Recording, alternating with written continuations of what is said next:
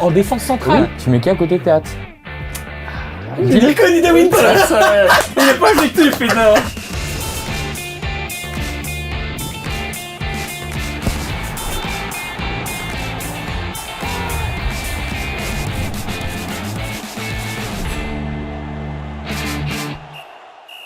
Parler ballon sérieusement sans se prendre au sérieux, c'est toujours mieux. Bienvenue dans un nouvel épisode du Clubhouse Football Time dédié bien évidemment à nos Diables Rouges. Il va être question de la Belgique dans cette émission. Mais avant ça, on commence par saluer évidemment nos chroniqueurs. Bonjour Xavier. Bonjour, ça va. On a sorti le col roulé, comment ça fait de moins en On moins voit que chaud, c'est hein. un peu presque tout le monde. Ouais, on est un peu enrhumé. Ça va mieux toi la santé, Quentin? Bonjour. Ouais, bonjour, le froid. Je déteste le froid et il m'a attaqué, on va dire. C'est pénible. C'est dur, hein. C'est dur. Ouais. On est avec Thomas qui lui reste évidemment le beau gosse, le mannequin, on va dire, du Clubhouse Football Time. Football Time, je vais y arriver. D'ailleurs, ça y est, pas trop de DM, pas trop de messages privés de demoiselles qui te trouvent incroyable suite à tes performances, tes prestations, ça va? Pas trop sollicité? Pourquoi tu me poses une question que tu m'as posée en off? Ah, mais parce que justement, Et tu je veux connais que la les gens réponse, du puissent en coup. profiter. Je veux que les gens puissent en profiter. Non, ça va pour Non. l'instant, c'est calme. Et sinon, t'as passé un bon week-end? J'ai passé un bon week-end de manière générale, mais quand j'ai vu Anderlecht Standard et Bruges Union, j'ai passé un mauvais week-end. Ouais, on va en parler dans quelques instants évidemment. J'avais une petite réflexion aussi à faire suite tout simplement à ma petite balade sur internet. Je regarde un petit peu les meilleurs buteurs du championnat de Belgique. Je vois que le meilleur buteur n'a plus marqué depuis le 31 août. C'était un match contre Anderlecht et que c'est Raoul Florus, l'attaquant autrichien de l'Union Saint-Gilloise. Et je vois qu'il est à 4 buts. Est-ce que c'est pas inquiétant pour le niveau de notre championnat, ça, Quentin? Oui, après, c'est un championnat très homogène, hein. On l'a déjà dit plusieurs fois ici dans cette émission. Après, Floroux, c'est pas un titulaire indiscutable non plus. Il y a une grosse rotation à l'Union Saint-Gilloise, que ce soit avec Rodriguez, avec Promise David, ou aussi avec Jigger qui gagne un peu de temps de jeu ici les derniers matchs. Donc ouais, je pense que ça a toujours été un peu le défaut de ce championnat d'avoir un réel buteur. On avait Arauco Daré et Bertacchini l'année dernière, c'était les deux gros buteurs il y en a un qui est blessé, il y a l'autre qui est parti. Et quand on regarde dans les grands clubs, il n'y a pas vraiment de gars sur qui on se dit, ouais, lui, il va marquer quasi tous les week-ends. Mm-hmm. Donc on espère qu'il y en a qui vont se révéler cette saison, mais Ouais. c'est très compliqué en effet. Et puis quand on regarde aussi les prestations, on va en parler, mais d'une manière générale, le constat qu'on peut faire, Xavier, c'est que le niveau et l'intensité n'y est pas nécessairement sur ce début de saison. C'est vrai qu'il y a quand même beaucoup de matchs où, comme Thomas l'a dit, on s'ennuie un petit peu. Hein. Alors que c'est vrai que, je trouve que les 3-4 premières journées de championnat, c'était quand même assez intéressant, mais j'ai l'impression que depuis on va dire que les Coupes d'Europe ont repris, Ouais. les matchs des top clubs à laquelle on s'attend à des belles affiches, du bon jeu et tout, c'est plus compliqué, quoi. Thomas, qu'est-ce que tu penses de cette réflexion de Bah Xavier? justement, Tu es d'accord? l'année passée, c'était l'inverse. Le début de saison, il était catastrophique. On avait beaucoup de 0-0, il y avait vraiment très peu de buts. Et là, c'est un peu l'inverse. Ça avait bien commencé, mais là, ça commence à descendre. Et c'est potentiellement à cause des Coupes d'Europe. Mhm. Parce qu'on voit que déjà le club de Bruges met l'accent sur cette compétition-là. Et l'Union, j'ai l'impression aussi qu'ils mettent un peu plus l'accent sur les compétitions européennes. Donc ouais, c'est un peu dommage. C'est triste parce que je trouve que le mercato a été quand même réussi de manière générale de tous les clubs. Mais je trouve que ça ressort pas encore assez. Le point positif, je trouve, de ce championnat, c'est qu'on a senti, ou plutôt on sent qu'il y a une ouverture sur cette 6e place. Mon sentiment, c'est que dû à la recrudescence, ou plutôt la décrudescence d'un club comme le Royal Antwerp Football Club, qui est en difficulté, on peut le dire dans ce début de saison, que le Standard de Liège n'est pas encore l'équipe qu'elle espère être, et que le KRC Genk commence en mode piano. Finiront-ils très haut? Alors c'est possible, mais c'est peut-être aussi le moment de voir des surprises dans ce top 6, avec notamment des grosses performances comme Saint-Tron. Je trouve que Saint-Tron, t'en parleras plus tard dans une séquence pour le Football Time Award, mais c'est quand même une équipe qui peut peut-être venir chatouiller et créer un peu de l'engouement du côté sexy de ce championnat, quoi. Oui, clairement, parce que de toute façon, tous les points au début de saison, c'est toujours très très important pour la suite. Et c'est vrai qu'ils ont fait un super début de saison. On est déjà à tiers de la compétition, ils sont dans le top 6 pour le moment, donc s'ils continuent comme ça, qu'ils prennent les points contre les équipes qu'il faut, donc les équipes en dessous, ils n'ont pas besoin de prendre des points contre les top clubs. Mais je pense que clairement, comme tu l'as dit, la 6e place est beaucoup plus ouverte peut-être cette année que les années précédentes en tout cas. On donne la place à une surprise, Thomas? Bah, je miserais plus sur un Westerlo, moi, parce que je trouve que c'est une équipe bien compacte, qui a vraiment de très bons joueurs, un très beau noyau.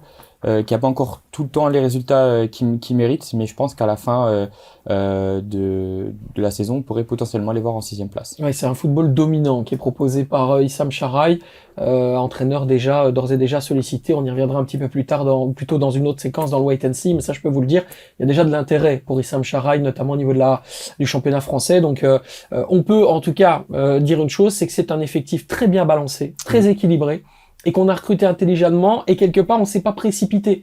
C'est-à-dire que moi je sais que au sein de Westerlo, dû au départ du latéral gauche, voilà c'est ça, en provenance, qui est plutôt signé du côté de Feyenoord, on est un peu stressé. On s'est un peu posé la question de se dire il faut absolument le remplacer, etc.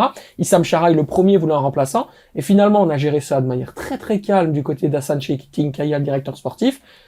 Et voilà, c'est une équipe qui est belle à voir en tout cas. Oui, il y avait déjà Thur Romens qui était déjà là l'année dernière et il se battait pour la place à 2 et Thur Romens qui a failli aussi partir lors de ce mercato. Il y en a qu'un des deux qui pouvait le faire et ils l'ont gardé qui est très bon sur son côté gauche. À droite, il y a Reynolds qui a joué à l'AS Roma qui est très bon. Ils ont cette bonne paire défensive aussi. Je suis d'accord avec Thomas, je trouve que c'est une équipe très complète. C'est une équipe vraiment très complète et qui est intéressante. Et il faut pas l'oublier que la direction turque, il l'avait dit que leur objectif c'était clairement de viser ce top 6 et de faire une fois jouer Westerlo en Coupe d'Europe. Et donc petit à petit, ils arrivent à passer les marches. Ils ont un très bon banc aussi. C'est quelque chose qu'on voit assez peu, je trouve, dans notre championnat. Vraiment un banc de qualité qui peut parfaitement être titulaire. Juste avant de passer au d'accord, pas d'accord, on va vous demander de liker. Eh oui, c'est le moment pour vous d'aller nous aider à chercher les 10 000 abonnés. Abonnez-vous, bien évidemment, et likez, c'est hyper important. Merci encore pour votre soutien de l'émission. Les pancartes sont prêtes? Eh oui, elles le sont maintenant. On va partir pour le d'accord, pas d'accord, avec évidemment le gros morceau. On démarre tout de suite avec du lourd. Le club de Bruges qui est venu à bout 1-0 de l'Union Saint-Gilloise avec la phrase suivante, assez simple. Je pense que là, il y aura pas de complications à comprendre ce que j'ai envie de dire. Contre l'Union Saint-Gilloise, les Blauwenzwart ont remis les pendules à l'heure. Le club de Bruges est actuellement la meilleure équipe de Jupiler Pro League. Est-ce qu'on est d'accord? Pas d'accord? Xavier est d'accord. C'est vraiment dur. Tu fais ton choix, après on y va. C'est pas si simple que ça, mais faut choisir. Attends. Allez, on va partir. Allez, on est d'accord du côté de Thomas et on est d'accord du côté de Quentin. C'est pas si simple que ça, donc du coup, tu m'intrigues. Tu m'intéresses et donc j'ai envie de t'écouter. Bah en fait, je trouve que le club de Bruges fait un début de saison plutôt correct, plutôt bon, même s'il y a eu des résultats un peu décevants, notamment la défaite du côté de la Louvière et de Malines aussi. Donc voilà, niveau résultat, c'est pas top, mais après je trouve que le jeu est quand même intéressant. Tu vois des joueurs qui ont un vrai potentiel. Je pense notamment à Forbes, Stankovic, très bon joueur aussi. Donc on parle plus trop de l'absence de Yachari. Même si c'est un excellent joueur, je trouve que Stankovic le remplace plutôt bien. C'est un groupe homogène. Il manque peut-être une place en défense, parce que si t'es un blessé, t'es un peu dans le caca, on va dire. Mais à part ça, je trouve que face à l'Union, on a vu l'expérience aussi. Le club des Bruges a vraiment dominé dans ce secteur-là. Et l'Union, je pense qu'ils ont peut-être eu une seule occasion durant tout le match, donc j'ai été assez déçu. Je trouve que beaucoup de joueurs, notamment Niang, il mériterait un petit retour sur le banc parce qu'en ce moment il est vraiment plus que l'ombre de lui-même et les deux matchs, donc celui face à Bruges et Newcastle, m'a conforté dans l'idée qu'il est temps de remettre Leijsen sur le banc et de placer Ross Sykes en défense centrale. Bah oui, tu as confirmé effectivement ce que tu disais, tu voulais le titulariser contre Newcastle. Au final, peut-être que Pocognoli aurait dû t'écouter. Bah ouais, faudrait peut-être l'appeler et lui dire d'écouter plus souvent. Non, je suis personne pour dire ça, bien évidemment, mais moi je trouve que Sykes a beaucoup plus de potentiel que Leijsen, même si Leijsen est un bon défenseur, mais Sykes devrait être titulaire. Intéressant aussi l'expérience dont parle Thomas Quentin. Là, on le sent aussi. L'Union Saint-Gilloise est en train de traverser peut-être la période la plus difficile depuis quelques mois. Il va falloir gérer cette période qui ne sera pas facile même humainement pour Sébastien Pocognoli dans le discours, dans le management. Et à l'inverse, à Bruges, en fait, on a déjà tout anticipé, on est déjà en avance sur tout, on gère les choses de manière très tranquille, on n'est pas exceptionnel dans le match, mais là où le collectif n'est pas présent, l'individu ressort. C'est un peu ce qui s'est passé en fait dans la rencontre. Exactement, et on l'a vu avec Forbes. Cette équipe du club de Bruges a la force d'avoir un joueur qui peut faire la différence à lui tout seul, ce que l'Union n'arrive pas encore à faire. Et c'est là que Bruges peut jouer sur ses qualités d'avoir ce game changer. L'Union, on l'a vu, c'est solide défensivement. Ils ont longtemps tenu le 0 contre le club de Bruges. Mais ils n'avaient pas cette étincelle, comme Thomas l'a dit, de se créer les occasions pour faire cette différence. Et souvenons-nous, l'année dernière, c'était octobre, où là, l'Union est rentrée dans une période en crise où c'était compliqué. On parlait potentiellement d'un licenciement de Pocognoli. Et donc, on retourne dans une période où l'Union va être en difficulté. Et je pense qu'avec l'enchaînement de la Coupe d'Europe, ça va pas être le top pour eux. Il manque déjà ce réel buteur. L'Union a besoin, quand une équipe au top du championnat, t'as besoin de pouvoir te dire, j'ai ce buteur qui peut me débloquer une situation. Promis David n'est pas au top, même Pocognoli l'a dit après son match contre Newcastle, il était complètement déconnecté de la rencontre. Kevin Rodriguez, il a des qualités, mais pour moi, c'est pas le niveau de l'Union Saint-Gilloise. Floroux, c'est un peu dur à confirmer après ses bonnes montées, ce bon début de saison. Un Zorgan, on retrouve pas le même Zorgan qu'on a connu à Charleroi, mais justement, c'est ça le problème. C'est justement le seul truc qui est bon à l'Union, c'est vraiment ce Burgess McAllister et Skerpen, surtout à domicile, notamment avec son 100% de clean sheet. Donc c'est là que je trouve, il manque ce potentiel game changer et j'ai peur que l'accumulation des matchs, potentiellement des fatigues physiques, ça soit pas l'idéal pour l'Union. Est-ce que, je vais te donner la parole dans un instant, Thomas, mais est-ce qu'on n'a pas, peut-être, cette fois-ci, on sait qu'on adore les mettre en avant, le marketing, surtout le scouting exceptionnel de la part de l'Union, mais est-ce qu'on n'a pas un tout petit peu surestimé les qualités des joueurs face à la Ligue des Champions? Il manque un Charles Van Hout dans ce milieu de terrain qui était très important. Et... Est-ce que Rob Scope c'est suffisant? Ben, il donne pas vraiment, on sait pas vraiment parce qu'il lui donne pas vraiment cette chance, parce que là, il la donne plus à Camille Van de Perre pour faire le duo Camille Van de Perre-Zorcan, et pour moi, c'est pas le niveau de la Ligue des Champions. À l'heure actuelle, j'espère, ça peut le devenir, mais à l'heure actuelle, c'est pas au top. Moi, je pense que l'Union a vraiment un bon effectif, c'est juste que pour le moment, ça tourne pas trop. Je pense notamment à un Bouffal, qui reçoit pas trop sa chance non plus. Il est souvent légèrement blessé, dès qu'il revient, il se reblesse. Physiquement, c'est compliqué. Peut-être que physiquement, c'est compliqué, mais même avant ça, j'ai l'impression que il rentre peut-être pas dans les plans de l'Union par rapport à son âge, peut-être, j'en sais rien, je sais pas si ça joue, mais il a une expérience très importante et j'aimerais le voir à la place de Haïtelage, parce que Haïtelage, bon, il a fait des bons matchs, mais c'est trop inconstant, c'est trop compliqué avec ce joueur-là, mais niveau buteur, je pense qu'ils ont vraiment des buteurs dans le dos. Ouais, mais ils répondent à présent. C'est ça, je sais, mais t'as par exemple, t'as quand même 4 attaquants de qualité, même si tu dis que Rodriguez n'a pas forcément le niveau de l'Union, je suis pas forcément d'accord avec toi, mais t'as un Marc Giger aussi, je pense qu'il a un vrai potentiel, et j'ai hâte de le voir plus souvent. J'étais même déçu, parce que je pensais qu'il allait le titulariser face au club de Bruges, vu la performance de David et de Florux qui a été titularisé lui, et surtout qu'il avait marqué, donc j'aurais voulu le voir. Parce que Florux était suspendu en Ligue des Champions, donc plus frais sûrement. C'est peut-être la raison, mais j'aurais préféré voir Giger. Pour la compétitivité de notre championnat, Xavier, il y a quelque chose qui me fait peur, c'est que dans la rencontre, je me suis rendu compte que le club de Bruges pouvait étouffer son adversaire dans un espace de temps extrêmement réduit. Il n'y a pas une nécessité à être exceptionnel pendant justement la totalité du match. À un moment donné, ils décident de faire la différence, ils décident de mettre en grande difficulté le collectif adverse, et ils parviennent en fait à faire la différence, et ils arrivent à chaque fois à leur fin. Est-ce que ça, pour justement les prochaines échéances, je dirais pas européennes, mais plutôt nationales du club de Bruges, ça nous donne déjà un petit peu un signe de qui pourrait rapidement aller chercher le trophée? Ben, je pense quand même que dans le sens où l'Union, tout le monde les aime bien et tout ça, mais j'ai l'impression que depuis le début de saison, il y a quand même beaucoup de matchs où c'était fort poussif. Ils ont quand même eu beaucoup de points, mais il y a beaucoup de matchs où ils gagnent 0-1, enfin...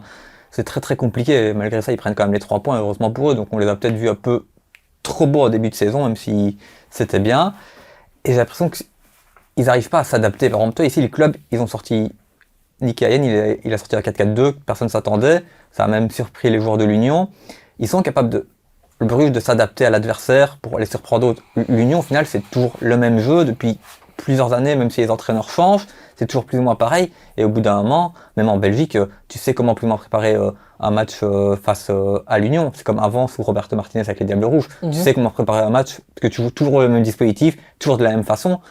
Donc je pense que pour que l'Union puisse passer un step et peut-être ennuyer le club de Bruges cette saison, ils doivent pouvoir essayer de s'adapter lors de certains matchs. Par contre, je suis pas d'accord avec toi, parce que tu dis ils doivent changer de système de jeu ou pas forcément de système de jeu, mais je trouve qu'ils doivent essayer de s'adapter. Ouais, essayer de s'adapter. Bah justement, je pense que cette adaptation a été faite la saison dernière, parce que le jeu de Pocognoli n'est pas ressemblable à celui de Gerhardt ou de Blessing, parce que c'est beaucoup plus réfléchi. Mais oui, c'est beaucoup plus réfléchi. Oui, mais tu restes dans le même dispositif. Ouais, dispositif, oui, mais c'est beaucoup plus agressif, et c'est même parfois de l'anti-jeu. C'est même pas du football, parce que le football sous par exemple, sous Mazou aussi avec Thomas Lapoussin, il n'est pas du tout ressemblable à le jeu qu'on voit aujourd'hui de Poconoli. Non, c'est pas absolument pas pareil. Tu vois, le milieu de terrain, il est pas du tout pareil.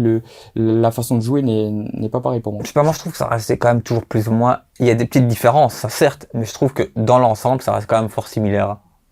Et je te voyais opiner du chef quand il a démarré son argumentaire.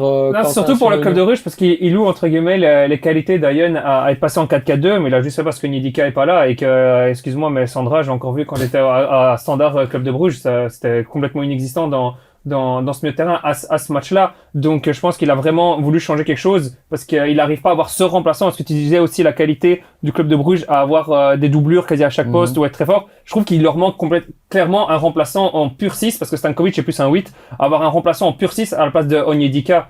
L'idée générale. Qui veut partir aussi en plus. Voilà. C'est-à-dire que l'idée générale, avant même qu'il recrute Ludovic Reis, c'était d'avoir un remplaçant à Onyedika. C'est pour ça qu'il est arrivé en provenance d'Hambourg et c'est pour ça que c'est arrivé assez rapidement d'ailleurs dans le mercato cette signature de Ludovic Reis. Mais il répond pas aux attentes. Non, c'est parce que Onyedika n'a pas eu l'offre qu'il attendait et que le club de Bruges n'a tout simplement pas reçu l'offre qu'elle attendait aussi. Au début de saison, il était titulaire et Stankovic a pris sa place parce que Reis était vraiment très critiqué en Flandre et ses performances n'étaient pas bonnes. Ici, le pauvre, il est monté au jeu, il s'est blessé directement, mais je trouve que il doit vraiment avoir un bon 6 au club de Bruges pour pallier l'absence d'Onyedika. Parce qu'on savait déjà que l'année dernière, on a déjà vu qu'Onyedika pouvait être sujet à des blessures et pouvait être sujet à des cartes rouges un peu fantasques. Donc ils doivent absolument, au mercato hivernal, pour moi c'est la priorité du club de Bruges, c'est recruter un 6. Ils ont pas voulu investir dans un 6 non plus, je pense, par rapport au fait qu'ils avaient 2 jeunes joueurs avec un potentiel intéressant.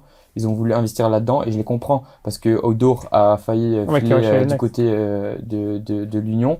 Ils ont voulu lui faire confiance à lui alors que pour moi je suis d'accord, même si bon pour l'instant c'est pas encore trop ça, mais je trouve que c'est un excellent joueur et ils ont raison de donner de leur chance aux jeunes. C'est un peu la politique du club aussi, c'est ce qui a marché les saisons précédentes. Donc pour le coup moi je leur reproche pas de pas avoir recruté un 6. Et pourquoi ils n'ont pas donné sa chance ce week-end alors? Qu'il est chez les Next, il est pas chez les Next? Non, pour l'instant il est blessé. Linz.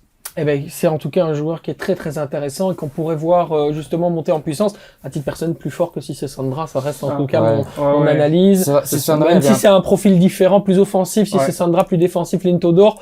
Voilà, on sait à quel point le club de Bruges et ses milieux de terrain ont nécessité aussi de polyvalence pour pouvoir rester dans le 11 de base chez Nicky Hayen. En tout cas, c'est comme ça qu'il pense. C'est sûr, il avait un très gros potentiel, si c'est Sandra, mais il a fait les croisés et depuis les croisés, c'est compliqué. Allez, on enchaîne avec une autre petite phrase ou grande phrase dans un match important et celui-là, je pense que tout le monde aura des choses à dire très clairement parce qu'il s'est passé beaucoup de choses. Évidemment, on parle du classique belge, Anderlecht Standard contre Anderlecht. Le Standard de Liège peut s'en mordre les doigts. Dans les moments importants, les Rouges perdent encore parce qu'ils ne gèrent pas leurs émotions dans un match important. Est-ce qu'on est d'accord ou on n'est pas d'accord avec cette phrase? Attention parce que ça pourrait derrière décliner sur votre analyse. On n'est pas d'accord sur Xavier, on est d'accord avec Thomas et on n'est pas d'accord avec Quentin. Mais cette fois-ci, je vais commencer avec Quentin. Parce que tu dis dans ta phrase qu'ils ont perdu le match parce qu'ils ont pas su gérer leurs émotions. Alors qu'ils ont perdu le match aussi à cause des décisions arbitrales qui étaient un peu fantasques une fois de plus. Et j'ai l'impression que plus on avance, plus c'est pire.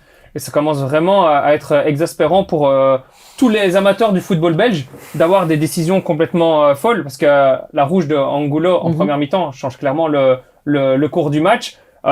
Personnellement, je pense que je valide le goal de Karamoko parce que je trouve que c'est plus Kozmans qui va vers Lorenz que il lui fait un blocage le Lorenz. Il y a qu'en Belgique qu'on fait ça, faut pas abuser. C'est ça exactement. Alors Manchester United avait exactement pareil il y a 2-3 journées, il y a dans tous les championnats, t'as ces duels là où le joueur, il peut quand même être là. Si là c'est le gardien, tu vois Gozman, il regarde qu'un truc, il regarde que Lorenz pour aller dessus. Tu vois très bien ça c'est du 50-50 pour moi. Tu vois très bien ce que Lorenz il fait, tu connais très bien son attention. Ouais, mais le Gozman aussi, regarde-le. Et Gozman c'est un gardien et dans ces cas, tu vois très bien que Lorenz, il veut mettre un blocage, il veut être devant, il veut non. Et pour moi alors pourquoi Gozman ne respecte pas sur l'arbitrage et tout? Gozman, il est plus énervé parce qu'il a encaissé et les joueurs dans le règle sont déjà tête comme ça à remonter. Il a direct été voir l'arbitre, il a fait comme ça avec son doigt, donc il savait très bien. Les autres joueurs, ils se disaient douce, ça goal encaissé. Pour moi, c'est limite, mais pour moi, la rouge, clairement, là, il y a plusieurs décisions arbitrales et c'est complètement incompréhensible que la VAR n'intervienne pas à ce moment-là. Donc, je trouve que c'est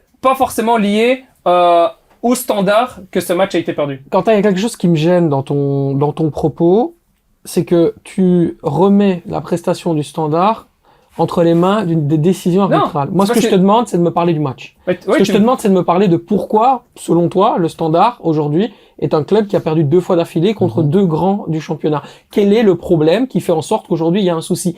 À titre personnel, ces joueurs ne savent pas gérer leurs émotions. Oui, le Karamoko en est l'exemple en fin de match parce que c'est clairement l'adrénaline et Evrard a On va totalement... parler de l'arbitrage ouais, en a détail, totalement- mais a totalement voilà, raison je à ce souhaite niveau-là. vraiment faire la différence. Mais je trouve que contre le club de Bruges, le Standard a très très bien joué. Il méritait 100 fois mieux que la défaite, tout simplement en fin de match. Ils ont eu en fin de match aussi Karamoko ou autres des moments à travers, mais ils méritaient clairement mieux. Et ici, c'était pas un match qui était flamboyant, c'était pas un beau classico. On va pas se le cacher, comme Thomas a dit en entrée d'émission, c'était vraiment moche. Et moi, je suis désolé, c'est pas lié au Standard qu'ils aient perdu ce match, parce qu'il y a des décisions arbitrales qui sont complètement, pour moi, honteuses. Et chaque semaine, c'est le problème. Je trouve que même les présidents s'y mettent. Quand il y a Bayat qui dit en fin de match, comme quoi, oui, les arbitres, au lieu de commencer à rouspéter, d'être mieux payés, qu'ils essayent de bien faire leur boulot, il y a de plus en plus. Il y a de plus en plus, quand tu vois Karamoko qui pète un câble, tu dis, oui, c'est l'adrénaline, mais tu le connais, t'as aussi ce sang chaud et tout. Je pense que si t'avais été à sa place, t'aurais aussi réagi. T'aurais aussi été Ouais, mais dans justement, ce... si t'avais été l'arbitre, t'aurais donné la jaune aussi. Bien sûr, mais l'arbitre Ah a oui, raison ok. de lui mettre la jaune. J'ai jamais dit que Ouais, je Karamoko pense, ouais. méritait pas la deuxième jaune, hein. Clairement, Karamoko mérite 100 fois la deuxième jaune. Mais il y a beaucoup trop d'injustice et c'est pas que pour le Standard, hein, ça peut être pour Charleroi. C'est pour beaucoup, je trouve que le niveau arbitrage belge est nul. Est vraiment nul. C'est vraiment, c'est pire en pire. L'année passée, on en parlait. Thomas voulait plus en parler, Ouais, on en justement. parlait. Et là, on est reparti.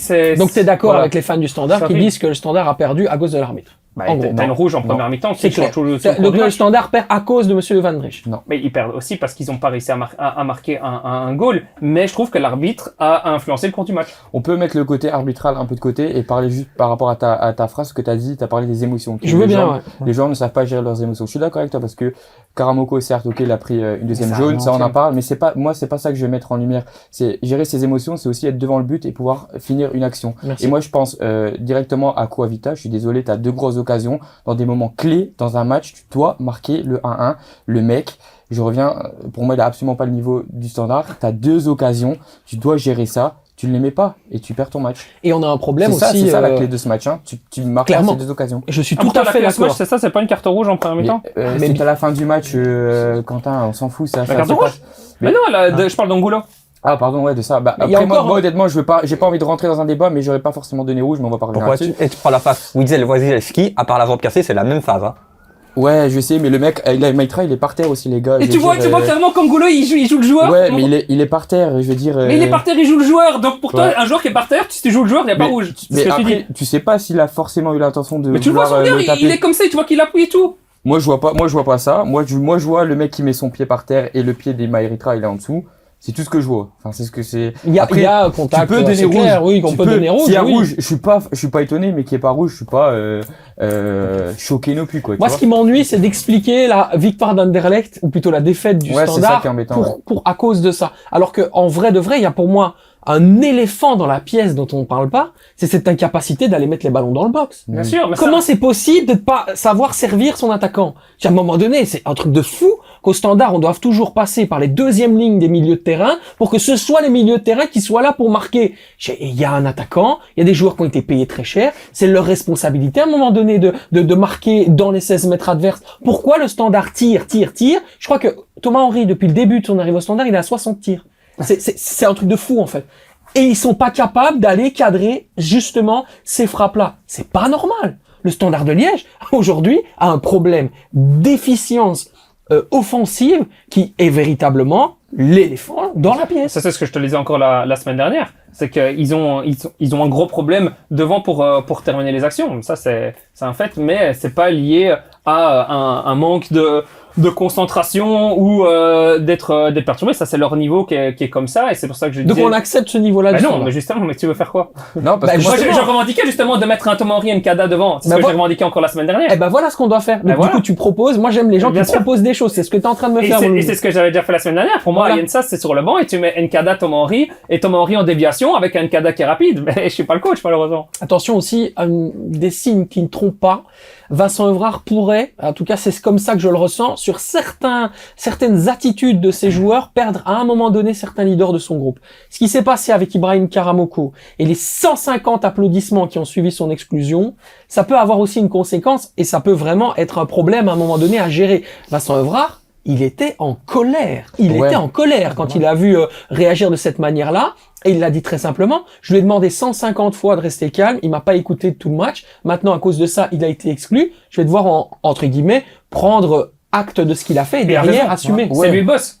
C'est lui le boss, parce que s'il fait pas ça, ça veut dire qu'il se laisse marcher dessus par ses joueurs. Donc c'est lui qui doit mettre du poing sur la table, surtout s'il le dit, on l'avait déjà vu que Karamoko, contre le club de Bruges, laissait passer des fois un peu, où il s'énervait, où il a tendance de sortir de son match, ben c'est au coach à lui dire, moi, si, comme il le dit à l'entraînement, toute la semaine, je t'ai dit, sois concentré, sois concentré, sois concentré. Si à ton joueur, tu répètes ça, et que le week-end, il est pas concentré, ben ça a lui à mettre du poing sur la table. Sinon, comme tu dis, mais il va perdre des leaders, parce que l'autre, il va dire, ouais, mais attends, coach, tu lui dis ça, il fait pas ça, et tu le continues à le faire jouer. Après, Karamoko, Omaou va revenir de blessure, Karamoko, il va retourner sur le banc. Les insultes, c'est pas nécessaire, les applaudissements, c'est pas nécessaire. À un moment donné, tu as mal agi, tu agis mal, tu sors, au revoir, et derrière, tu seras sanctionné, et c'est tout à fait logique. Et la réaction de Vincent Evrard se comprend. Ouais, mais de manière objective, entre nous, on est quand même d'accord sur le long terme, il ne serait jamais resté en défense centrale. Mais non. Donc Omaou revient oui, ici voilà, après la trêve. Donc qu'il ait pris rouge ou pas, qu'on perde des cases. Je l'avais trouvé très bon contre Bruges. Hein, oui, non, mais il a pas été mauvais. Je remets pas en doute ses prestations.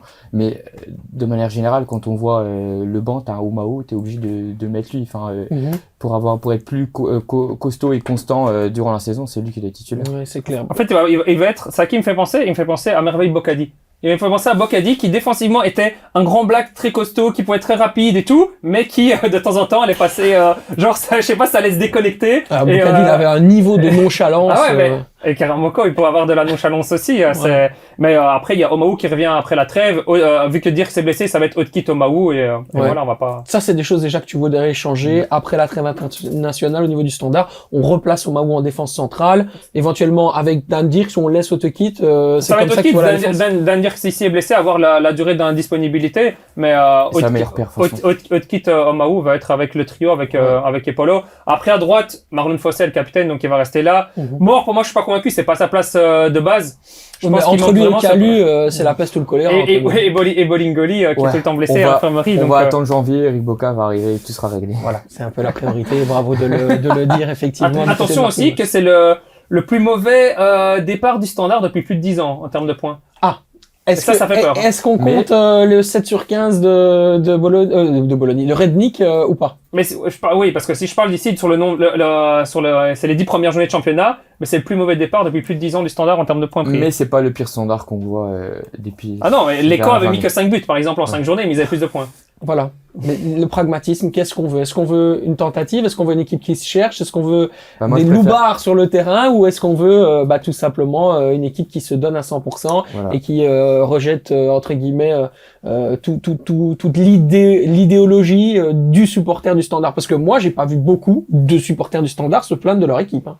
J'ai vu des mecs prendre le dos de Karamoko. J'ai vu des mecs dire que Van Driesch était une pipe. C'est exactement ce que j'ai vu. C'est-à-dire que personne ne parle du match au niveau des supporters du Standard. Hein. Tout le monde se jette sur l'arbitrage. Je ne sais pas ce qu'a réussi à créer Pierre-François, Giacomo Angelini et Marc Wilmot, mais ils ont le totem d'immunité. Personne ne dit rien. C'est incroyable. Après, je pense que c'est surtout lié au très bon match qu'ils ont pu faire à domicile contre le club de Bruges, où là, il y a pas mal de supporters qui ont été contents de voir cette prestation-là. Après la trêve ici, ils reçoivent l'Antwerp. Match très important du mois de classement. Voilà, un Standard Antwerp. Il y a un derby wallon aussi qui arrive, avec un Charleroi aussi qui va être malade. Donc, je pense que les 2-3 prochaines journées vont être très très importantes. Après, c'est des joueurs auxquels tu peux t'identifier aussi à ce jour. Les saisons précédentes, c'était souvent des joueurs en prêt, etc. Là, t'as des joueurs qui appartiennent au club et qui vont se donner pour le club. Enfin, c'est l'impression que j'ai en tout cas.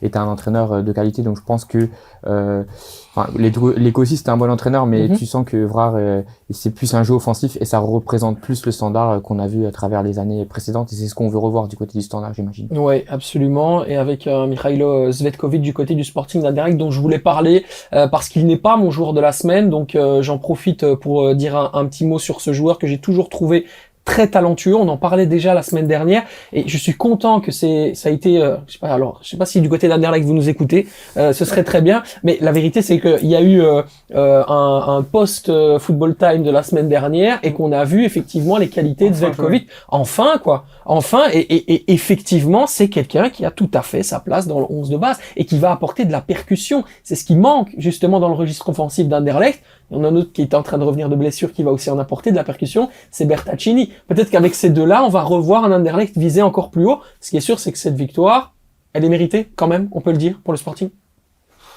Sur base de ce qui a été montré dans le jeu, là on enlève le côté standard. Je parle de ce que Anderlecht évidemment a montré, a démontré dans le jeu à travers les... Pour moi, ça aurait dû être match nul. Ouais, c'est ça. Un 0-0 à l'image de la première mi-temps qui a été catastrophique. La deuxième, c'était un peu mieux. Le seul joueur qui est ressorti un peu du lot, bon, on parle souvent de Nathan Decadt, etc. C'est un très bon joueur. Il a été bon. Mais moi, le joueur qui a été quand même assez bon et qu'on en parle peu vis-à-vis du match face au Standard, c'était Saliba.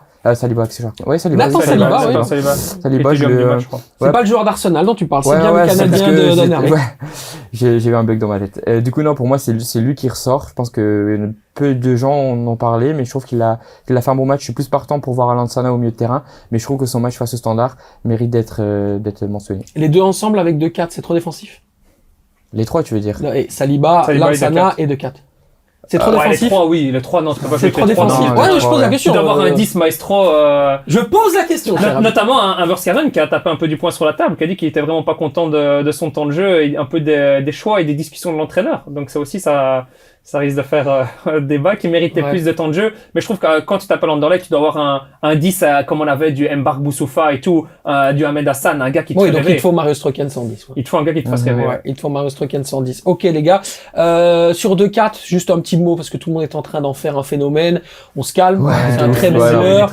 C'est le meilleur milieu de terrain du Sporting actuellement, c'est la réalité. Mais c'est pas pour autant qu'il faut en faire un phéno. Moi je vois des articles, un truc de fou.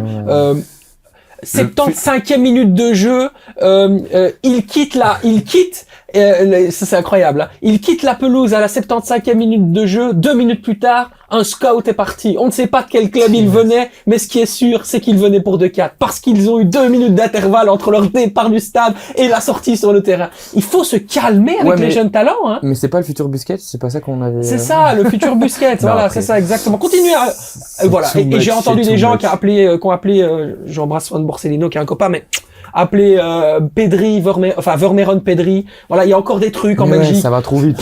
Faut se calmer, quoi. Faut vraiment se calmer. Step by step. Est-ce qu'on voit... Ah oui. À l'époque, Swan l'a fait sur le Phocéen, on l'embrasse d'ailleurs. J'espère qu'il écoutera l'émission. C'est quand même compliqué, la gestion qu'on a d'une manière générale avec les talents belges, les copains. On va y venir sur les Diables Rouges. On en fait des phénos tout de suite, alors que calmez-vous, quoi, tu vois, c'est un truc de fou. Ok, ils font des grosses perfs. À la limite, Vermeeren, ça s'entend, il fait une grosse performance face à l'Ajax. C'est un joueur qui a beaucoup récupéré de ballons. Il a été très fort dans un niveau assez intense. Mais ce que j'entends sur 2-4, là, sur ces derniers jours... c'est de l'abus. C'est un très bon joueur. On met absolument pas en doute ses qualités. Mais step by step, il a 17 ans. Laissez-le grandir. Laissez-le jouer une saison complète. Après, on en reparlera si vous voulez. Mais... Vraiment, laissez-le un peu souffler le gamin. Merci Thomas. On va passer au match de la semaine à présent. C'est Belgique-Macédoine dont il sera question. Ce sera vendredi. La Belgique qui avait été mise en difficulté. Un but partout lors du match aller. C'était en Macédoine de mémoire. Alors la question elle est assez simple. Est-ce qu'en cas de contre-performance contre cette équipe de la Macédoine, Rudy Garcia sera déjà sur la sellette? Xavier? Je ne pense pas. Non? Absolument pas. On n'y est pas. Non, ils vont attendre la Coupe du Monde pour juger. Ils vont rien juger maintenant. Maintenant, laissons-le faire ses preuves. Il y a du bon, il y a du moins bon. Mais il n'y aura pas de remise en question de votre part en tant qu'expert. Vous n'allez pas remettre en question ses qualités si derrière il nous fait un four. Tu parles de nous ou tu parles de la direction? Non, moi je parle. On ne prédit pas l'avenir. Moi, ce que je veux, c'est votre avis, savoir si aujourd'hui, pour vous, Rudy Garcia, à un moment donné, aura une responsabilité très claire et qu'à un moment donné, il faudra lui dire, mon copain, ça c'est pas assez bon pour pouvoir entraîner la Belgique. On pense déjà à ta sortie, quoi. Ouais, mais donc c'est dans le cas où la Belgique perd face à la Macédoine du Nord. En cas de contre-performance, c'est la question. Bah non, je pense pas qu'ils vont le licencier et j'ai pas l'impression ou le non, est-ce sentiment... que toi tu le mettrais déjà sur la sellette Non, pas du tout. Et j'ai pas le sentiment ou la sensation qu'on va faire un mauvais match face à la Macédoine du Nord. T'as pas ce feeling? Non, pas du tout. Je trouve que les 2 derniers matchs ont été bons, même si c'était contre des Il équipes nous a quand fait peur même. le match en Macédoine, Thomas. Oui, c'est juste. Mais là, T'as pas eu peur? T'as pas été c'est- insatisfait? Bah si, un petit peu quand même, mais c'est ses débuts. Faut qu'il là il crée un groupe. On voit de toute façon dans sa sélection, il fait Ah ouais, pas, ça, il c'est fait sûr. quasiment pas de changement. Il garde sa structure et je pense qu'il va se baser là-dessus et on aura peu de nouveaux joueurs les prochains rassemblements. Ah oui, ça c'est très compliqué. Ça c'est compliqué, je trouve, parce Mhm. que on peut aller potentiellement au mondial avec trop de joueurs qui sont pas en forme, qui ont pas une saison dans les jambes. Ouais, Bah, c'est la question que j'allais te poser. Est-ce que tu es satisfait par les choix de Rudy Garcia? Non, enfin, il y a des choix clairement que je comprends pas. Beaucoup le savent et tout. J'adore Michy Batshuayi. J'adore j'adore le gars, j'adore le joueur. Ah, ça fait quelques années qu'il est Exactement. supporte et que Mais tu pour moi, le je l'aurais pas soutiens. pris.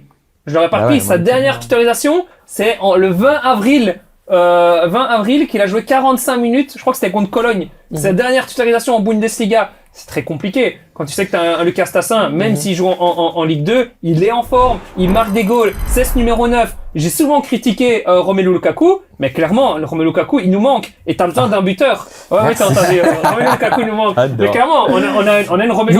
Vous avez entendu, on va faire clairement une croix dans l'agenda. Non, mais clairement, Romelu Lukaku, on a une Romelu Lukaku dépendance. Et Voilà. là, on n'arrive pas à le trouver. Loïs Openda n'est vraiment pas loin de Il la a les Juventus. larmes aux yeux tellement. Ouais, ça va, c'est en vrai. Non, parce que Luis Openda, c'était genre meilleur que Lukaku l'été dernier, donc où il y a Très 2 ans, compliqué. c'était... Non, c'est très compliqué à la Juventus. Ce qu'il propose, c'est très compliqué. Et Michy, tu peux pas le reprendre comme ça. Moi, je suis toujours partisan de quand tu reprends en sélection, c'est des joueurs qui sont en forme, des joueurs qui performent en club, des joueurs qui sont dans une dynamique, c'est tout ça. Et il y a beaucoup trop de joueurs. Onana, excuse-moi, le dernier rassemblement, Onana était déjà forfait. Ici, il a été forfait tous les matchs depuis le rassemblement. Il a joué 1 minute. Il est monté au jeu 1 minute ce week-end. Tu le reprends. Il est blessé aux ischio-jambiers, Amadou. Mais pourquoi il le reprend? Pourquoi il le met dans la sélection? De Ketelaar, c'est assez bizarre aussi, parce qu'il était blessé et je sais pas s'il est apte à jouer à 100%. J'ai l'impression qu'il veut créer un état d'esprit. Mais ouais. c'est juste ça, parce que Garconi de Winter, il est pas titulaire avec l'AC Milan. T'as quand même des joueurs que tu pourrais prendre, comme un Nathan Ngoy qui est titulaire, qui joue contre le Paris Saint-Germain, ici, ce week-end-ci, qui est Mais est-ce titulaire, qu'il prend qui joue en si- Coupe ah bah d'Europe ça, aussi. Est-ce qu'il en prend un petit peu trop au sérieux en match contre la Macédoine ou le Pays de Galles en se disant non mais là vraiment on peut pas faire les cons, il faut absolument qu'on prenne ces 3 points-là. Bah, Ce qu'on a fait en Macédoine à un moment donné on peut plus le refaire, il faut absolument qu'on gagne. Donc du coup qu'est-ce qu'on fait? On met, j'ai envie de dire quasiment le 26 qui va aller aux États-Unis quoi. Mais Tu non, vois ce que je veux dire? je pense qu'il pense comme ça parce que t'as 2 matchs importants. Il a fait un rassemblement il y a quelques semaines. Il veut pas faire trop de changements, pas prendre de risques parce que justement t'as 2 matchs importants et il est en train de créer son groupe pour la Coupe du Monde. T'es vraiment dans un état d'esprit différent que si t'étais dans une année où il y avait pas de Coupe du Monde. Là t'es en train de créer un groupe, une équipe et faire des changements tous les rassemblements. Ça peut porter défaut, même si j'aurais préféré aussi voir Stassin ou un Ngoy ou autre. Mais Alors officiellement, les infos que j'ai au niveau de la Fédé, c'est que dû au match très très important des moins de 21, ils c'est souhaitent ça les aussi qui joue. préserver C'est ça qui pour, joue aussi, évidemment. pour qu'ils puissent être sûrs d'avoir de la victoire. Donc du coup, ils Ouais. mettent les joueurs performants. Bah oui, quand type tu vois- Norman. Mais c'est quoi le plus important? C'est les A ou c'est les 21? Bah, à l'heure actuelle, je pense que les U21 n'ont pas encore participé depuis des années Ouais. à une compétition internationale. Ouais. Si on pouvait les voir au moins une fois, C'est tant vrai. soit peu, dans Ah, un c'est Euro ça. U21, c'est Gars, sympa. quand tu vois la sélection des U21, elle est quand même incroyable cette sélection. Enfin, c'est super beau. Même Moreira qui a pas été repris non plus figure aussi dans cette sélection-là. Donc ils mettent tout sur ça et tu le ressens parce que Stassin, je pense que s'il y avait pas le U21, il serait aussi dans la sélection. Voilà, il y a je un pense que c'est joueur ça, aussi qui pourrait manquer, Xavier. Bon, on est tous les deux des amoureux de la Serie A, on peut en parler, on les laisse un peu de côté là sur cette question. Ça, Mandela Keita. ouais, bien Parce sûr. que Mandela Keita, Puis je quoi pense que encore personne ne regarde les matchs de Parme Dennis et Pratt Rudy aussi. Garcia ne regarde pas les matchs de Parme. Mais très honnêtement, si c'est pour faire effectivement le pragmatisme et recréer un collectif à la Deschamps avec des gens qui pouvaient jouer le rôle qu'avait celui d'Adil Rami par exemple en équipe de France comme Axel Witsel ou Michy Batshuayi parce que Michy Batshuayi Michy Batshuayi Ouais, qui est voilà. Sprinter, c'est lui, ça veut dire, hein. voilà, on aurait pu quand même penser à Mandela Keita qui est un talent quelque part. Moi, clairement, mais je pense, comme on l'a dit, hein, je pense qu'il veut vraiment faire un groupe, parce que, voilà, Onana, il a rentré 1 minute et il a repris, on aurait pu prendre Mandela Keita qui est titulaire. Mais je pense qu'il pense vraiment à son groupe et qu'il veut vraiment avoir une cohésion, des automatismes, parce qu'en sélection, c'est pas comme si tu t'entraînes pendant, je sais pas combien de temps, tous les jours, 2 fois par jour, pour avoir les automatismes. Donc, si tu changes tout le temps de joueur, bah, au final, tu crées pas les automatismes. Et c'est peut-être ça qui fera la différence lors des grands tournois, les automatismes entre les joueurs. Et c'est pour ça aussi, je pense qu'il a repris Batshuayi, parce qu'il a plus d'automatisme avec d'autres joueurs de l'équipe nationale qu'à Stassa. C'est 2 matchs très importants qu'il faut gagner. Si tu gagnes, t'es quasi qualifié ou déjà qualifié, je pense. Et Batshuayi, il a plus d'automatisme avec des Doku, avec des De Bruyne, enfin tous les autres de la sélection. Tandis que Stassa, ce sera sa première sélection en 1. Oui, mais devant le goal, il va peut-être Je vais aller plus loin. avoir de Je te donne la stress. parole dans une seconde. Je vais aller plus loin, Xavier. Donc maintenant, si on va dans ce que tu dis, potentiellement, Rudy Garcia, au vu de ce qu'il a montré en équipe nationale, pourrait titulariser Michy Batshuayi au profit, par exemple, de Luis Openda. Ouais, je pense. Dans le type de jeu, attaquant de déviation, etc. On peut voir un Michy titulaire. Pourtant, Oui, ce pour serait moi- cohérent de voir un Michy, même s'il a plus joué depuis février. Pour moi, oui, dans le sens Ok. où on va certainement jouer contre des équipes qui vont jouer en bloc bas vu qu'ils affrontent la Belgique. Et le problème, c'est que est-ce qu'Openda est capable Batshuayi, temps de jeu ou pas temps de jeu, il a toujours été très fort sur les petits espaces, contrôler tout ça dans le rectangle. Et quand tu regardes la sélection, quel attaquant dans un petit espace dans le rectangle est capable de faire la différence? Et de plus, Batshuayi en sélection, il a toujours été très performant. Et Openda, il a eu plusieurs fois sa chance et malheureusement, ça fonctionne pas. Et imagine, tu fais encore une contre-performance parce que tu n'arrives pas à marquer face à la Macédoine. Ouais, c'est compliqué, Quentin. oui, mais je suis d'accord, je suis 100% d'accord qu'il faut un collectif pour gagner un grand tournoi. C'est clairement ça qui va faire potentiellement la différence parce que le niveau est très similaire par rapport aux autres nations. Mais là, tu dis, on reprend pas ce tassin parce qu'il faut le collectif. Putain, on est en début octobre. C'est maintenant qu'il fallait le faire. C'est exactement ça. C'est maintenant. Si tu le fais pas maintenant, c'est-à-dire que Tassin, tu comptes pas dessus au mondial mais je pense et tu que- le reprends pas au mois de mars dans ta sélection. Tu le reprends pas quand tu auras des matchs amicaux. Là, si tu es au mondial, tu veux préparer ton collectif. Tassin, tu le prends maintenant. Tu lui dis, regarde, on est en octobre. Le mondial, il est au mois de juin. T'arrives maintenant et là, tu rentres dans l'effectif. T'arrives à prendre tes marques dans la sélection. C'est pas en mois de mars Ouais, mais que je tu vas pense- dire, oh, je l'intègre dans mon collectif. Je pense qu'il y a 2 points à prendre en considération. C'est comme l'a dit Sacha, c'est que les U21 ont un match très très important. Ils veulent vraiment essayer de faire Oui, mais quelque là, c'est chose. parce que tu parlais du Et collectif. deuxième chose, c'est qu'ici, cette trêve, on joue contre nos 2 concurrents directs à la qualification. Tu aurais eu les matchs inversés par rapport au dernier rassemblement avec ceux-ci, ça aurait certainement été dedans. C'est juste qu'ici, tu as les 2 matchs où si tu les gagnes, après c'est bon. Et du T'aurais coup, pas- tu penses que tu les gagnes plus Important. avec un joueur qui joue pas et qui est pas en forme qu'un joueur qui est en forme? Pour moi, oui. Et il y a une troisième chose aussi, le fait que Sassin n'y soit pas aujourd'hui, bon, c'est problématique à mon sens, mais vers le futur, dans les mois à venir, on sait que Lukaku va revenir, donc je pense pas que ce soit un problème que, par exemple, Stassin soit sélectionné en mars, parce que tu sais qu'il sera 3e attaquant. Donc il ne jouera pas forcément la Coupe du Monde. Il sera Ouais, là si dans le Lukaku groupe. se blesse, Lukaku, il peut être Oui, fragile. Hein. ok, Tu peux en pas te effet, fier à ça non plus. il peut peut-être se blesser, mais le titulaire numéro 1 à la Coupe du Monde, Bien sûr. ce sera lui, il n'y a Bien pas sûr. débat. Donc c'est moins problématique, je trouve, pour un Stassin que en défense centrale avec un Ngoy, je trouve. Parce que là, t'as pas vraiment un vrai duo central qui est fixé, même si Oh, ça va Rudy être de Garcia base. essaie, oui, ça va être de base. On va y venir. Il essaye de le faire, mais c'est moins fixe que la place de numéro 9. Donc on a parlé justement de cette position numéro 9, on est pour Michy Batshuayi d'un côté, du côté de Quentin on n'est pas nécessairement pour un Michy titulaire, de ce que j'ai compris. Maintenant il y a une question qui est quand même claire, tu parles de timing en disant c'est maintenant qu'il fallait sélectionner ce Bien Nassin. sûr. Nathan Ngoy, Ça, c'est plus avec la problématique. CAN qui arrive Ah, mais en ça, janvier, c'est lunaire. et la RDC qui est en train de pousser comme des gueux avec Chancel Mbemba en ambassadeur. Bah oui, parce que Et vraiment ça, excusez-moi, Lille l'a pris pour ça. ça, enfin. ça pourrait être très clairement Oh. une charnière défensive à la CAN au Maroc, Chancel Mbemba, Ngoy, et peut-être qu'à mon avis, il est en train de le bosser dans cette idée-là. 100%. Est-ce qu'on n'est pas en train de perdre un grand talent? Ah, mais je pense qu'on est en train de le perdre, ça c'est sûr. C'est un risque que j'ai pas trop compris. Pour moi, c'était maintenant qu'il fallait le prendre.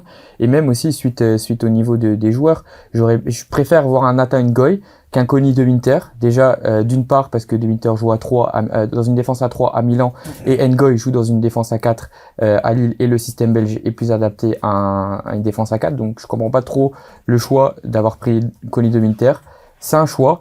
C'est sûrement pour ce qu'on a déjà dit, c'est pour former un groupe, mais je trouve que le choix Ngoy de ne pas être pris est beaucoup plus problématique que le cas de Stassin. Parce qu'on perd du temps là. Il y a quelque chose que vous mentionnez pas aussi, c'est qu'en club, Ngoy jouait avec le potentiel de futur défenseur droit de l'équipe nationale belge aussi, Thomas Meunier, Mhm. qui est titulaire à Lille en tant que back Ouais. droit et qui a sorti un bon match quand même en Coupe d'Europe. C'est vrai. Donc là aussi, c'est lunaire de pas l'avoir sélectionné. Quand tu sais qu'il y a ce problème-là, quand tu vois la France, quand il y a un soupçon de doute avec une autre nation, ils n'hésitent pas à Deschamps, il leur prend, il fait monter une minute de jeu. Ouais. Merci, au revoir, t'as la nationalité française. Là, c'est complètement. On joue affolant. avec le feu, hein. Soit il y a des choses qu'on sait pas et c'est Nathan Ngoy ou son clan qui a refusé la sélection. Je dis pas parce que Ouais, il y a des choses qu'on ne sait pas parce que le fait que à l'idée que Rudy Garcia ne l'ait pas sélectionné, j'arrive pas à comprendre ça. Non, en fait. puis il est dans une structure aussi d'agents qui prône beaucoup pour les choix des joueurs en tant que tels. Hein. Par exemple, c'est la même structure. Alors forcément, il y a Jacques Sabiti qu'on embrasse, qui est son agent, mais il est dans une structure, celle de Stein Francis, qui a notamment aussi eu le problème ou la grosse polémique, la grosse question à gérer avec Caretsas. Et au final, Caretsas est parti avec la Grèce. Donc ils savent à peu près comment gérer les choses. Et ce qu'on sait, c'est qu'in fine, c'est le joueur qui décide et que donc il n'y a même pas potentiellement une influence à avoir. Mais la Belgique reste quand même le pays qui peut emmener directement Ngoy en Coupe du Monde dans une place de titulaire, parce que s'il y a bien une grande nation, on va dire une nation moyenne de football, mais qui peut emmener Ngoy directement à la Coupe du Monde, parce que je vous rappelle que le Congo a perdu contre le Sénégal en qualification pour la CAN, ou plutôt pour la Coupe du Monde. Donc c'est pas assuré que le Congo est à la Coupe du Monde. C'est bien Ngoy là, c'est bien le moment, c'est bien pour lui d'être titulaire dans cette défense à 4. C'est là, c'est l'instant en fait. C'est ça. Donc ce serait une bêtise pour lui de ne pas regarder l'opportunité. Alors si c'est le cœur qui parle, évidemment, Exactement, encore une fois, on peut pas juger. c'est ça. Mais là, sportivement, il faut quand même aller sur la Belgique, quoi. Je suis 100% d'accord avec toi. Le joueur doit faire le choix de son cœur. Mais la Belgique doit faire son job, doit le sélectionner. Et le joueur, c'est lui qui dit, OK, je viens avec la Belgique, j'ai envie de jouer avec la Belgique. Non, je ne viens pas, je refuse la sélection parce que mon choix du cœur, c'est le Congo. Mais toi, fais ton job, sélectionne-le. Et si lui, il a pas envie, mais au moins, toi, t'as fait ton travail. On pourra rien te reprocher. Surtout que sportivement, C'est la ça. défense, on en a besoin de joueurs comme ça. Exactement. Toi, tu fais ton job, tu le sélectionnes. Rudy Garcia, il a fait son job. On ne pourra pas lui dire, ah ben non, regarde, maintenant, on a plus Ngoy, c'est de ta faute. Non. Moi, je l'ai sélectionné. Il a voulu, il ne pas venir, c'est son propre choix. Mais fais ton job. Et là, lui, il l'a pas fait. Et il l'a pas dit nécessairement en conférence de presse concernant Ngoy qu'il avait sélectionné le défenseur du LOSC, donc il n'est pas Il avait obligatoire. présélectionné. Hein. Il l'avait sélectionné. Il l'avait présélectionné. Il l'avait présélectionné. Dans sa Donc, présélection, il y était. il l'a pas mis dans les 26. Ça, c'est peut-être aussi une question de choix.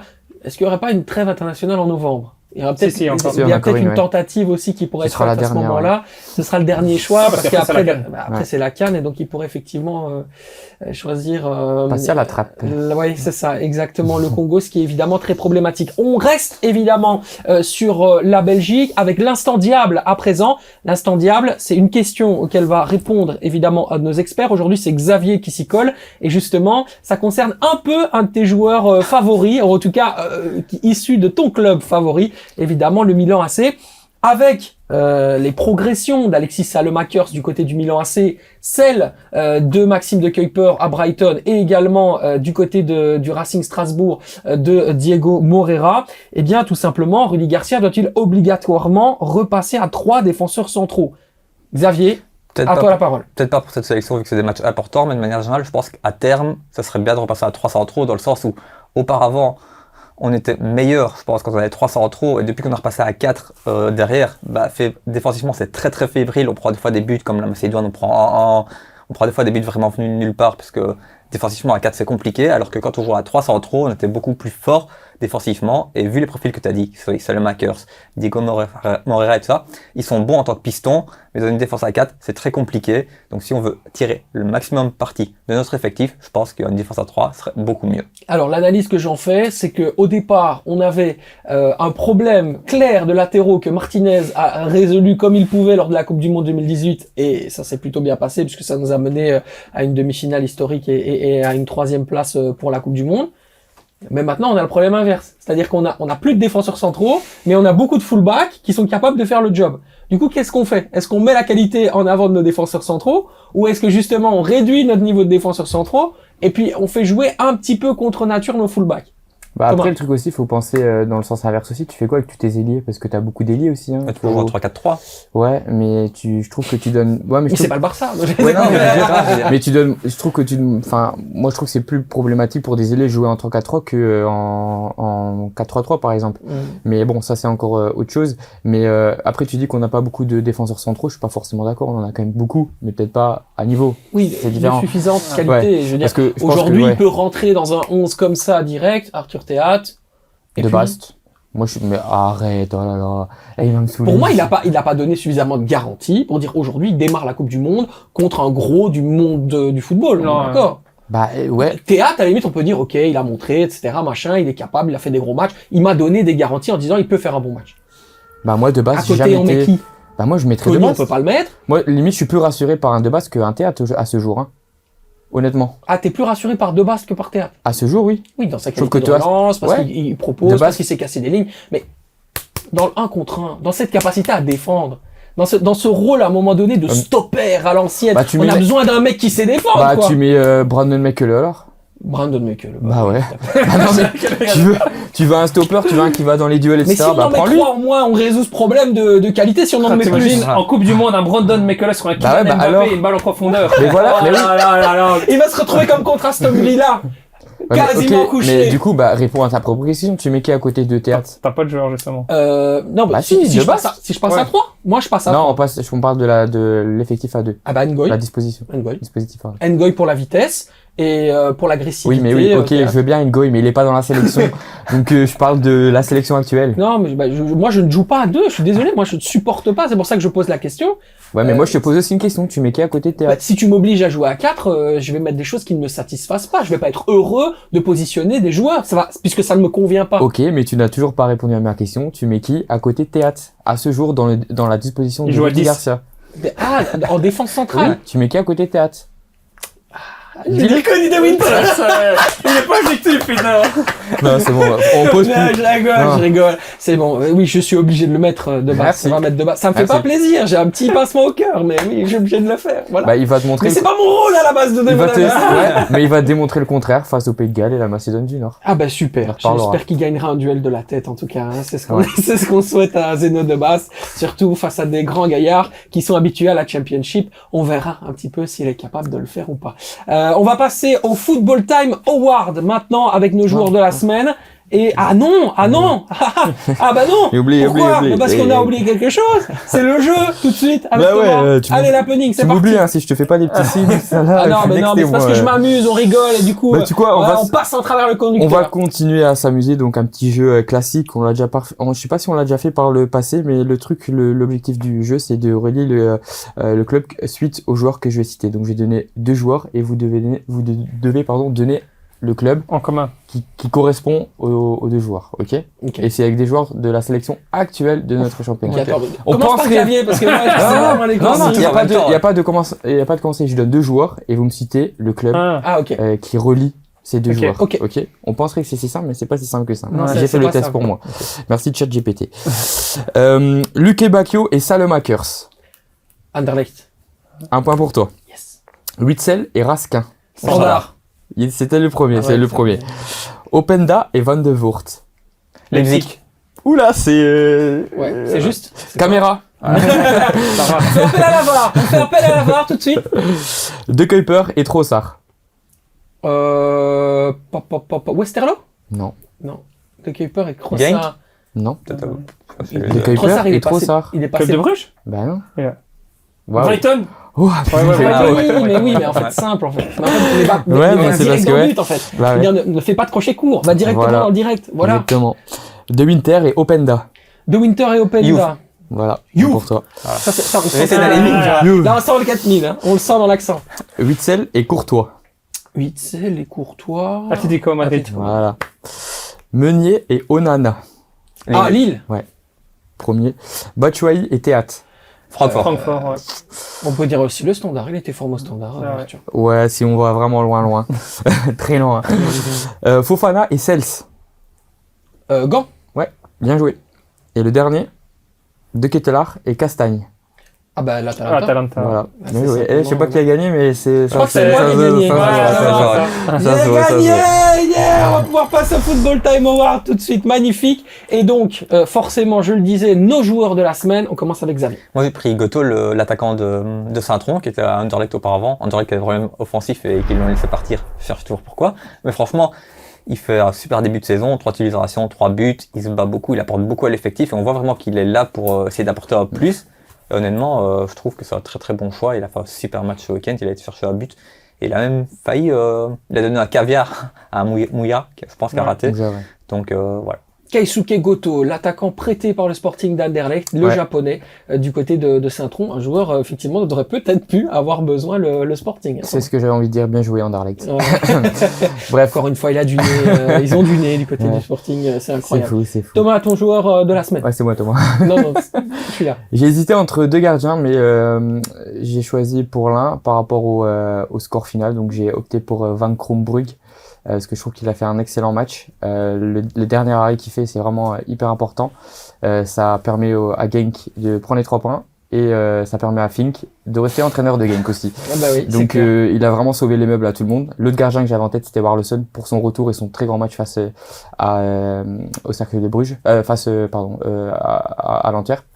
Mais du coup c'est resté 1-1, donc c'est que 1 point et Genk a pris les 3 points. Ah bah tiens, je vais faire le lien directement avec ton joueur de la semaine parce qu'il est dans la même équipe que la mienne, Ken Nkuba, bien sûr Ken Nkuba, le latéral droit belge, belgo-congolais, auteur d'un but absolument exceptionnel face à Dender, il nous a fait plaisir. C'est un joueur qui commence vraiment à prendre, même s'il est en concurrence avec Zakaria Louadi, tout doucement son envol. Un joueur important qui a gagné aussi en carrure physique, on sent qu'il a de l'impact. C'est un joueur qui apporte beaucoup, je trouve, aussi bien défensivement qu'offensivement. Il a un gros coffre physique, mais surtout une capacité d'explosivité. On sent que c'est un joueur qui commence aussi à prendre un petit peu en maturité, en expérience. Donc voilà, Ken Nkuba, mon joueur de la semaine. Quentin.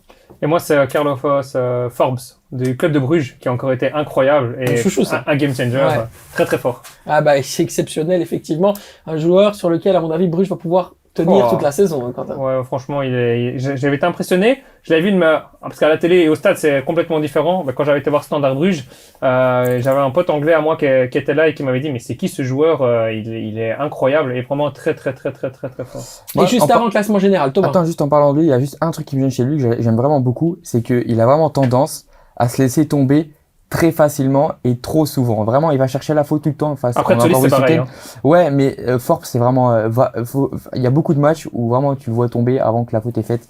C'est le seul truc qui m'agace chez lui, mais sinon c'est un excellent C'est joueur. son côté provocateur. Ouais, Voilà, on va je dire pense ça que ça comme doit être ça. On donnera évidemment rendez-vous, on vous donnera rendez-vous sur tous les réseaux, sur Instagram, sur X évidemment, pour choisir votre joueur de la semaine, qui sera donc à décider entre Carlos Forbes, Keisuke Goto, Hendrik Van Krombrugge et Ken Nkuba. À vous de nous le dire évidemment, et dites-le nous également dans les commentaires. Qui est votre joueur de la semaine? C'est toujours super cool d'avoir vos retours tout simplement. Le classement général avec Le Thomas. classement, c'est Van Brederode, qui a pris le point bonus, donc il rejoint les premiers du classement. Eh ben c'est magnifique. Et je pense qu'on va pouvoir se terminer. Non, on va pas se terminer tout de suite. On va terminer cette émission évidemment là-dessus. Je vous remercie messieurs. Un petit pronostic pour terminer sur cette rencontre entre justement la Macédoine, la Belgique et la Macédoine.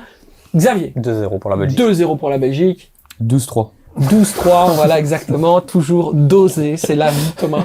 Et Quentin. 1-0. Allez, 1-0, c'est magnifique. Et moi, ce sera 54-2, bien évidemment. Allez, n'oubliez pas de liker et vous abonner à cette chaîne. C'est toujours un plaisir. On est de retour après la trêve internationale.